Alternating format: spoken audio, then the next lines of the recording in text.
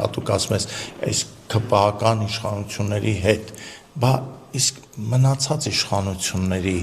մեղքը այս երկրի առումով քիչ է շատ է, դա դժվար է, եթե կշեռք լիներ ու դներ մեղքերը, թե որի մեղքն է ավելի շատ, ես ձեզ ասում կարող շատ զարմանաք, թե ում մեղքն է ավելի շատ։ Օրինակ, շատ Քոչարյանինը, թե Փաշինյանինը, թե Սերժ Սարգսյանինը։ Սերժ Սարգսյանինը, իմ անձնական համոզմամբ Սերժ Սարգսյանինը, որի կառավարման 10 տարիները Լևոն Տեր-Պետրոսյանի, Ռոբերտ Քոչարյանի,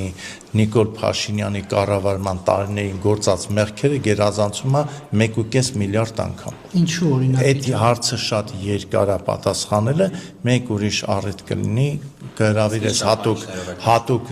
Հայաստանին հասված վնասների։ Թե Քոչարյանի օրոք մարտի 1 եղավ, Փաշինյանի օրոք պատերազմ։ Ես հիմա այդ հարցերին չեմ պատասխանել, ասեցի, այո, ես ասեցի, որ չէ, ասեցի այդ հարցին, եթե ուզում ես հենց այդ մասին խոսենք, ես մեծ